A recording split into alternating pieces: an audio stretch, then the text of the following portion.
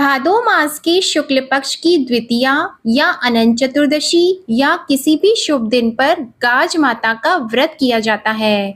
हिंदू मान्यता के अनुसार गाज का व्रत एवं पूजन करने से अन्न, धन और संतान प्राप्ति होती है। इस व्रत को पुत्र संतान प्राप्ति और उसकी कुशलता के लिए भी किया जाता है।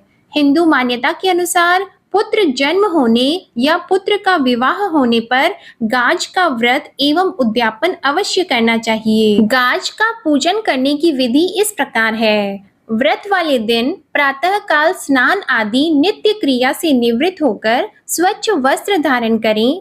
पूजा के लिए दीवार पर घर की ज्येष्ठ बहू या पुत्रवती स्त्री गाज का चित्र बनाएं। इसमें एक भील भीलनी और एक बच्चा बनाया जाता है। भील भीलनी के सिर पर टोकरियां बनाएं। कुछ परिवारों में मिट्टी से गाज बनाकर उस पर जौ लगाए जाते हैं और कुछ परिवारों में कच्चे सूत के 3 धागे रखकर ही पूजा की जाती है। अधिकतर इस दिन अपने कुल देवता या कुल देवी की पूजा करते हैं। यह आप अपने परिवार की परंपरा के अनुसार करें। एक जल से भरा कलश रखें। हलवा पूरी का भोग बनाएं। गाज के व्रत में रोट का भोग लगाने और व्रत करने वाली स्त्री को भोजन में रोट खाने की परंपरा है। गेहूं के दाने हाथ में रखकर गाज माता की कहानी सुने या कहानी कहें। गाज माता की कहानी सुनने के बाद विनायक जी की कहानी और लपसी तपसी की कहानी भी जरूर सुने। फिर कलश का जल सूर्य भगवान को चढ़ा दें। अब आप सुनिए गाज माता की व्रत की पहली कथा। हिंदू धर्म कथाओं के अनुसार प्राचीन काल में एक राजा और रानी निसंतान होने के कारण बड़े दुखी थे। रानी ने एक दिन गाज माता का ध्यान करके उनसे संतान प्रदान करने की प्रार्थना की। रानी ने प्रण किया कि यदि मेरे पुत्र हुआ तो मैं भाद्रपद मास में गाज माता का व्रत एवं पूजन करूंगी और हलवे की कड़ाही करूंगी। गाज माता की कृपा से रानी गर्भवती हो गई और उसे पुत्र की प्राप्ति हुई। दुर्भाग्यवश रानी भाद्रपद मास में गाज माता का व्रत एवं पूजन करना और हलवे की कड़ाही करना भूल गई। यह देखकर गाज माता रानी पर क्रुद्ध हो गई और उन्होंने पालने में सोते रानी के पुत्र को आंधी से उड़ाकर एक भील भीलनी के घर पहुंचा दिया। वो भील भीलनी गाज माता के भक्त थे। जब भील भीलनी ने अपने घर में पालने में सोता बालक देखा तो उनकी प्रसन्नता का ठिकाना नहीं रहा। वो भील भीलनी भी निसंतान होने से बहुत दुखी थे। घर पर एकदम से बच्चे को पाकर भील दंपत्ति बहुत प्रसन्न हुए और बारंबार ईश्वर का धन्यवाद करने लगे। राजा रानी महल में अपने पुत्र को न पाकर बहुत व्यथित हो उठे। राजा ने पूरे नगर में अपने पुत्र के खो जाने और ढूंढ कर लाने वाले को पुरस्कार देने की घोषणा करा दी। राजा के वस्त्र धोने वाला धोबी उस भील भीलनी के घर के निकट ही रहता था। उसने भील भीलनी के घर पर पालने में झूलते बालक को देखा तो उसने राजा को सूचना दे दी। राजा के सैनिक भील भीलनी को बच्चे के साथ महल लेकर आए और राजा रानी के समक्ष प्रस्तुत किया। राजा ने उनसे उस बालक के विषय में पूछा तो उन्होंने बताया कि यह पुत्र उन्हें गाज माता की कृपा से प्राप्त हुआ है। फिर राजा रानी को उस दिन जो हुआ वह सब बता दिया। यह सुनकर रानी को अपनी भूल का स्मरण हो आया। रानी ने गाज माता से अपनी भूल के लिए क्षमा मांगी और अगले ही दिन गाज माता का व्रत एवं पूजन करके पूरे धूमधाम से अपने प्रण के अनुसार हलवे की कढ़ाई भी बनाई। गाज माता रानी पर पुनः प्रसन्न हो गई और उसे उसका पुत्र सकुशल मिल गया। इधर उन भील भीलनी को भी गाज माता की कृपा से धन धान्य और संतान की प्राप्ति हुई। हे गाज माता, आपने जिस प्रकार राजा रानी और भील भीलनी की मनोकामना पूर्ण की है उसी प्रकार सभी की मनोकामना पूर्ण करना। बोलो गाज माता की जय। अब आप सुनिए गाज माता की दूसरी कहानी। एक पौराणिक कथा के अनुसार बहुत समय पहले भाद्रपद मास की अनंत चतुर्दशी के दिन इंद्रलोक की देव कन्याएं, स्त्रियां, अप्सराएं, यक्षिणी आदि धरती पर गाज का पूजन कर रही थीं। तभी एक भीलनी ने उन्हें ऐसा करते हुए देखा तो उनसे पूछा कि आप लोग यह क्या कर रही हैं?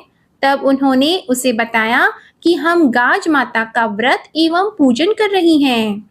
भीलनी ने पुनः पूछा, इसका क्या महत्व है? कृपा करके मुझे बताइए। आपको व्रत करते देखकर मेरे मन में भी इस व्रत को करने की इच्छा हो रही है। तब उन्होंने बताया कि इस व्रत को करने से साधक को देवी लक्ष्मी की कृपा से अपार धन संपत्ति और यश की प्राप्ति होती है। भीलनी ने उनसे व्रत एवं पूजन की विधि जानकर स्वयं भी उस व्रत को करना आरंभ कर दिया। गाज माता की कृपा से उस भीलनी को अपार धन संपदा की प्राप्ति हुई। उनका वैभव देखते ही बनता था। उनका यश भी दिनों दिन बढ़ता जा रहा था। एक बार एक धोबी जो राज परिवार और उस भील परिवार के वस्त्र धोता था, उससे भूलवश रानी और भीलनी के वस्त्र बदल गए। रानी ने जब देखा कि उसके वस्त्र किसी और से बदल गए हैं, तो उसने उस धोबी को बुलाकर पूछा कि इस नगर में ऐसा कौन है जो इस प्रकार के राजसी वस्त्र धारण करता है। तब उस धोबी ने उस भील दंपति के विषय में रानी को बताया। रानी ने उस भीलनी को मिलने के लिए बुलवाया और उससे पूछा कि उसके इस वैभव का क्या रहस्य है। तब उस भीलनी ने रानी को बताया कि यह सब गाज माता की कृपा से संभव हुआ है। मैं हर वर्ष भाद्रपद मास की अनंत चतुर्दशी को गाज का पूजन करती हूँ। गाज माता की कृपा से ही हमारी सभी मनोकामनाएं पूर्ण हुई हैं।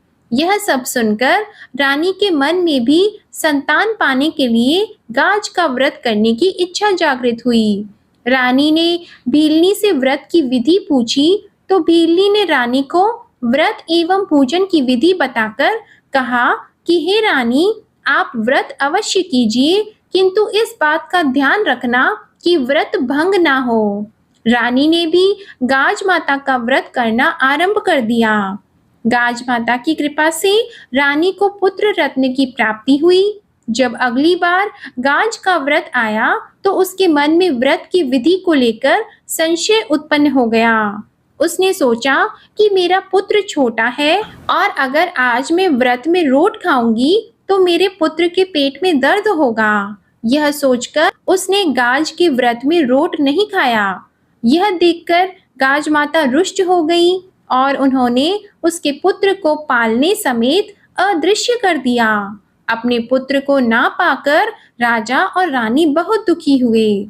उन्होंने सभी स्थानों पर बच्चे की तलाश की, किंतु उन्हें सफलता नहीं मिली। रानी ने दुखी मन से उस भीलनी को बुलाया और सारी बात बताई। तब उस भीलनी ने रानी को कहा कि हे रानी, आपने व्रत की विधि पूर्ण ना करके भूल की है, जिसके कारण गाज माता रुष्ट हुई हैं। आप उनसे क्षमा मांगो। तब उस रानी ने गाज माता से अपनी भूल की क्षमा मांगी और अगली बार जब पुनः गाज का व्रत आया तो पूरे विधि विधान से श्रद्धा और भक्ति के साथ रानी ने उस व्रत का पालन किया। रानी की इस भक्ति भावना को देखकर गाज माता उन पर पुनः प्रसन्न हुई और उसी रात्रि उसे उसका पुत्र वापस दे दिया। अपने पुत्र को पुनः प्राप्त करके राजा और रानी बहुत प्रसन्न हुए। तब से उस नगर में सभी गाज माता का व्रत करने लगे। बोलो गाज माता की जय। अब आप सुनिए विनायक जी की कहानी। एक साहूकार था। उसके घर रोज एक ब्राह्मणी रोटी लेने के लिए घर आती थी। घर के अंदर घुसते ही पोल के ऊपर गजानन जी का मंदिर था। वह गणेश जी को रोटी का एक कौर हमेशा भोग लगाती थी। बहुत दिन हो गए। गणेश जी महाराज ने कहा कि यह मुझे हमेशा भोजन करवाती है, मुझे इसे कोई ना कोई उपहार जरूर देना चाहिए। गणेश जी एक दिन उसके थाली में हीरे मोती भर देते हैं। ब्राह्मणी तो थाली लेकर अपने घर आ गई और साहूकार से रोटी लेने के लिए आना बंद हो गई।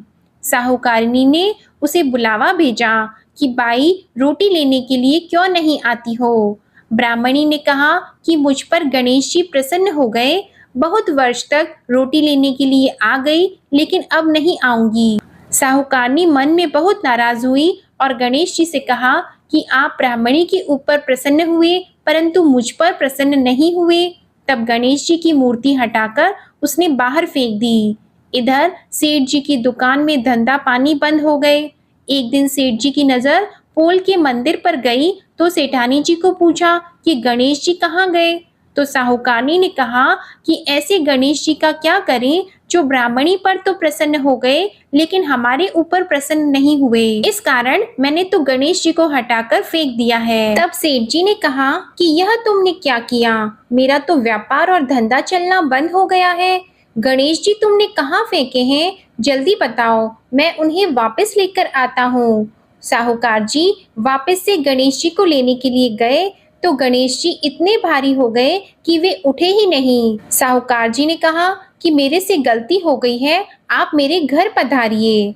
गणेश जी तो और भी भारी होते गए और कहा कि मैं तो नहीं चलूंगा, पहले साहूकारनी को बुलाकर यहाँ लाओ और वह मुझसे माफी मांगेगी तो ही मैं चलूंगा। और गणेश जी ने कहा कि मुझे हमेशा सवा सेर का चूरमा करके भोजन कराओगे तो ही मैं चलूंगा। साहूकार साहूकारनी को लेकर आए और उससे माफी भी मंगवाई और सवा सेर का चूरमा चढ़ाने की हाँ भी भरी। तब साहूकार और साहूकारनी ने गणेश जी को वापस घर लाकर उन्हें पोल में बिठाया। ऐसा करने पर साहूकार का व्यापार फिर से चलने लगा।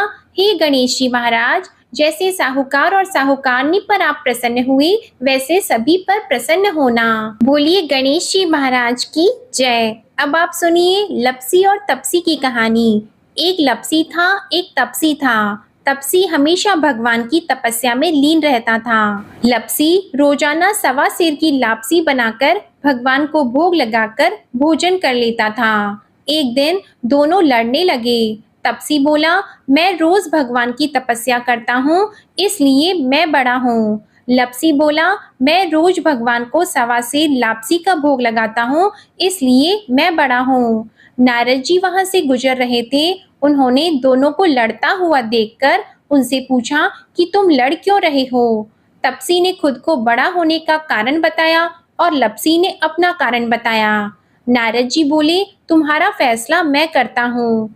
दूसरे दिन लपसी और तपसी नहाकर अपनी रोज की भक्ति करने आए तो नारद जी ने छुपकर 1.25 करोड़ की एक अंगूठी उन दोनों के आगे रख दी। तपसी की नजर जब अंगूठी पर पड़ी तो उसने चुपचाप अंगूठी उठाकर अपने नीचे दबा ली। लपसी की नजर जब अंगूठी पर पड़ी तो उसने ध्यान नहीं दिया और भगवान को भोग लगाकर लापसी खाने लगा। नारद जी सामने आए तो दोनों ने पूछा कि कौन बड़ा है। तो नारद जी ने तपसी से खड़ा होने को कहा। वो खड़ा हुआ तो उसके नीचे दबी अंगूठी दिखाई दी। नारद जी ने तपसी से कहा, तपस्या करने के बाद भी तुम्हारी चोरी करने की आदत नहीं गई है, इसलिए लपसी बड़ा है और तुम्हें तुम्हारी तपस्या का कोई फल भी नहीं मिलेगा। तपसी शर्मिंदा होकर माफी मांगने लगा। उसने नारद जी से पूछा, मुझे मेरी तपस्या का फल कैसे मिलेगा। नारद जी ने कहा, यदि कोई गाय और कुत्ते की रोटी नहीं बनाएगा तो फल तुझे मिलेगा। यदि कोई ब्राह्मण को भोजन करवाकर दक्षिणा नहीं देगा तो वह फल तुझे मिलेगा।